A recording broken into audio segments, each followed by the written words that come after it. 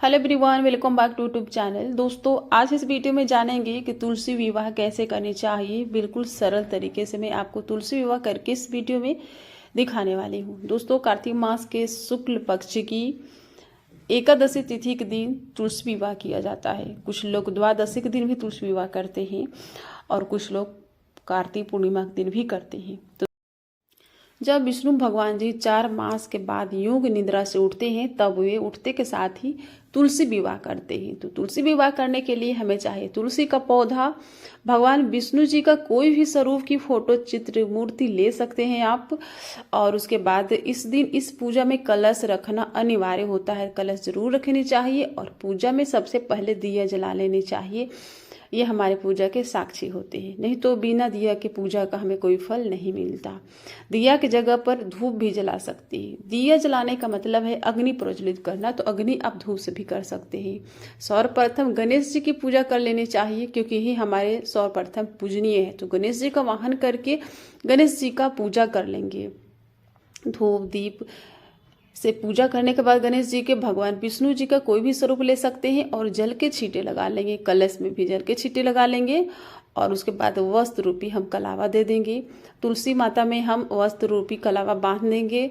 और उसके बाद जैसे कि आज तुलसी जी की शादी है, तो हम भगवान विष्णु जी को और तुलसी माता को हल्दी का टीका लगाएंगे। तुलसी माता को 5 बार 7 बार इस तरह से आप हल्दी लगा सकते हैं, क्योंकि आज हल्दी लगाना अनिवार्य है। क्योंकि आज इनकी शादी है, तो हल्दी हम गमले में भी लगा लेंगे और कलश देवता में भी हल्दी लगा देंगे।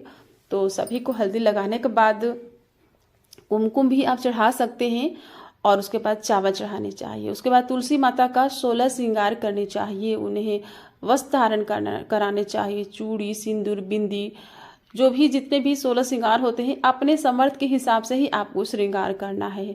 उसके बाद मैं तुलसी माता को यहाँ पर थोड़े से मेहंदी लगा दूंगी।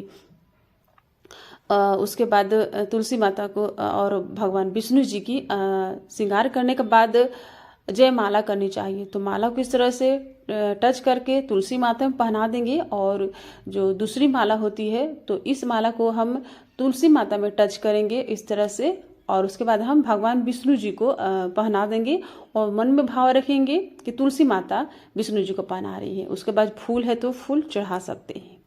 तो ये जब माला हो गई, अब हम गठबंधन करेंगे। तो गठबंधन इस तरह से किया जाता है। चावल, हल्दी, सुपारी, इलायची, इस तरह से सिक्का, पैसे भी कुछ रख सकते हैं आप। और इस तरह से कपड़े में बांध देनी चाहिए, मतलब कि एक अच्छी तरह से गांठ लगा देनी चाहिए। और गांठ लगा करके और तुलसी माता और भगवान विष्णु जी को हम उड़ा देते हैं। तो देखिए, मैं आपको करके दिखा रही हूँ। इस तरह से भगवान विष्णु जी के लिए पीला पटका और तुलसी माता के लिए लाल कपड़ा लेकर के इस तरह से, और ये गठबंधन क्रिया हो गई, मतलब कि हमने गठबंधन कर दिया। इस तरह से मन में भाव रख करके गठबंधन कर लेना है आपको। उसके बाद हम सिंदूर दान करेंगे, यानी कि सिंदूर चढ़ाएंगे। तो भगवान विष्णु जी में टच करके तुलसी माता में लगा देंगे। तो मैं आपको बस इस तरह से करके दिखा। मैं सिंदूर लगा नहीं रही हूँ, क्योंकि तुलसी विवाह के दिन ही मैं सिंदूर अपने तुलसी गमले में लगाऊंगी। तो तुलसी माता में 7 बार सिंदूर लगाने चाहिए। सिंदूर लगाने के बाद भगवान विष्णु जी, तुलसी महारानी, कलश देवता गणेश जी, समस्त देवी देवता का वाहन होता है कलश में, तो सभी को धूप दिखानी चाहिए। उसके बाद दोस्तों, अब हम भोग लगाएंगे। तो भोग में आपका जो समर्थ हो उन चीज़ों का भोग लगा सकते हैं। ऋतु फल, पानी फल, ड्राई फ्रूट्स, मखाने की खीर। और उसके बाद इस दिन दक्षिणा भी रखनी चाहिए। तो अपने समर्थ के हिसाब से ही आपको भोग लगानी है। जितनी समर्थ हो उसके हिसाब से भोग लगाए। मिठाई का भी भोग लगा सकते हैं और लास्ट में आचमनी देनी चाहिए। जल घुमा सकते हैं या इस तरह से आप जल रख सकते हैं। तो भोग लगाने के बाद आ जाती है फेरी करने की। तो फेरी कैसे लेंगे हम? 7 फेरे हम लिए जाते हैं शादी में। तो हम 7 बार इस तरह से लावा लेकर के हाथों में और इस तरह से हम भगवान के सामने छोड़ देंगे। तो इस तरह से फेरी लग जाती है। और कुछ लोग तुलसी माता को हाथों में उठा करके, भगवान विष्णु जी को भी उठा करके गोल गोल घूम करके फेरी लगाते हैं। तो इस तरह से भी कर सकते हैं। लेकिन साज श्रृंगार करने के बाद थोड़ी सी प्रॉब्लम हो जाती है, या अकेले या पूजा करने वाले हैं तो कैसे करेंगे हम? तो इस तरह से आप फेरी 7 बार लगा सकते हैं भगवान जी की। तो इस तरह से फेरी लगाने के बाद हम लास्ट में आरती कर लेंगे। आरती तुलसा महारानी की गा सकते हैं या फिर आप भगवान विष्णु जी की गा सकते हैं। तो गणेश जी की आरती गाने के बाद भगवान विष्णु जी की आरती गा लीजिएगा। और उसके बाद पूजा में किसी प्रकार की कोई कमी रह गई हो तो हाथ जोड़ करके भगवान जी से क्षमा याचना मांग लेनी चाहिए, तुलसा महारानी से क्षमा याचना मांगनी चाहिए।